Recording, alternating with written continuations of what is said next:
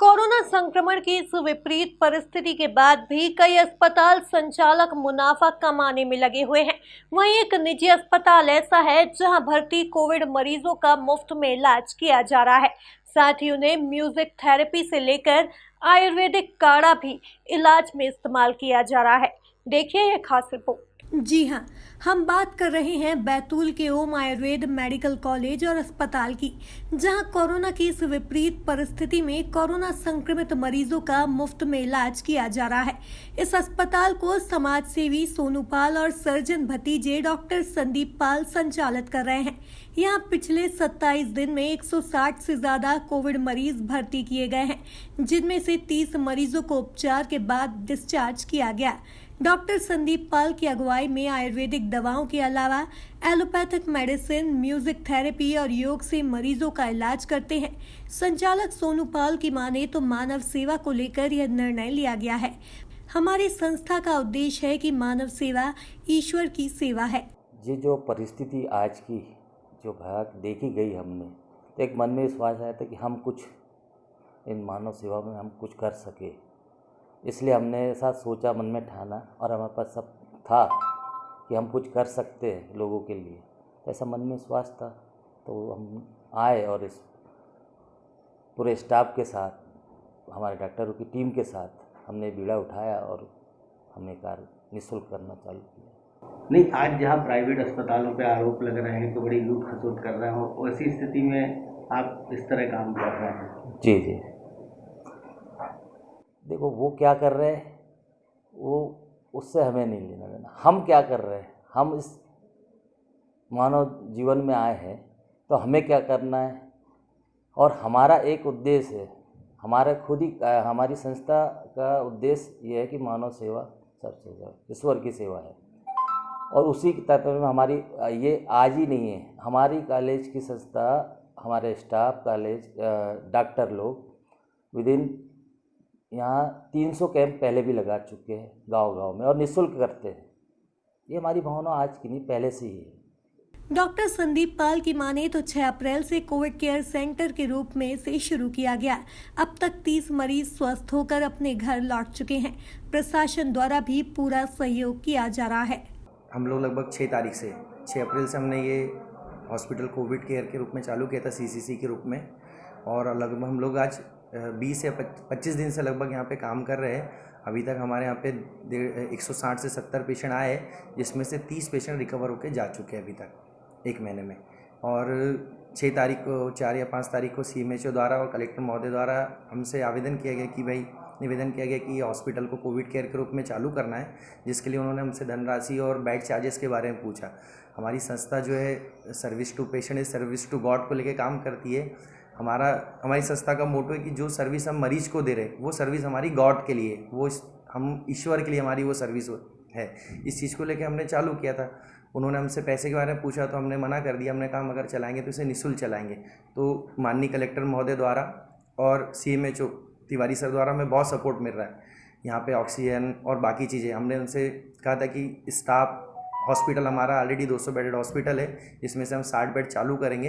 इसमें हमें मेडिसिन और ऑक्सीजन की ज़रूरत पड़ेगी, तो प्रशासन द्वारा हमें पूर्ण मदद की गई और बहुत सहयोग दे रहे हैं। तो कुछ संस्था द्वारा क्या हमारी संस्था द्वारा यहाँ पे कुछ medicine, Ayurvedic medicine total free देते हैं हम लोग। काढ़ा दिन में 3 से 4 बार इम्यूनिटी बूस्ट करने के लिए काढ़ा दिया जाता है। योगा, म्यूजिक थेरेपी, और पूरा स्टाफ निःशुल्क यहाँ पे काम कर रहा है। और शासन के द्वारा हमें ऑक्सीजन और मेडिसिन जो भी है, जो ज़रूरत पड़ती है, हम जो निवेदन करते हैं वो हमें तुरंत पहुंचा दी जाती है। मरीजों से पैसे नहीं लेते? बिल्कुल नहीं लेते, हम लोग मरीजों से 1 रुपये भी नहीं लेते।